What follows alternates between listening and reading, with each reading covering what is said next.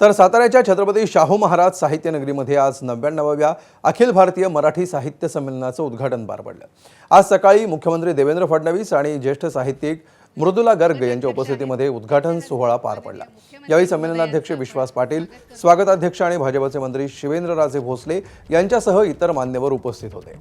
साताऱ्यामध्ये जवळपास 33 वर्षांनी साहित्य संमेलनाचं आयोजन करण्यात आलंय। यावेळी बोलताना मुख्यमंत्र्यांनी महाराष्ट्रामध्ये केवळ मराठीचीच सक्ती आहे, इतर कोणत्याही भाषेची नाही असं म्हटलंय। तर या संमेलनामध्ये मुख्यमंत्री देवेंद्र फडणवीसांनी मराठी भाषेबद्दल आणि साहित्यातील राजकारणाबद्दल काय स्पष्टोक्ती केली आहे बघूया। मी या राज्याचा मुख्यमंत्री म्हणून सांगतो, महाराष्ट्रामध्ये फक्त आणि फक्त मराठी सक्तीची, इतर कुठली भाषा सक्तीची नाही, फक्त आणि फक्त मराठी सक्तीची। आता या त्रिभाषा सूत्रामध्ये इतर कुठली भाषा शिकली पाहिजे त्या संदर्भात आमची भूमिका होती की या संदर्भात सगळ्या भारतीय भाषा त्यातली जी तुम्हाला शिकायची आहे ती तुम्ही शिका। कुठलाही राजकीय हस्तक्षेप कुठल्याही संस्थेमध्ये जोपर्यंत देवेंद्र फडणवीस मुख्यमंत्री आहे तोपर्यंत होणार नाही।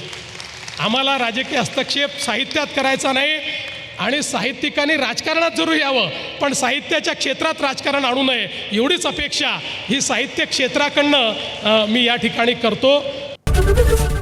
एबीपी माझा, उघडा डोळे बघा नीट।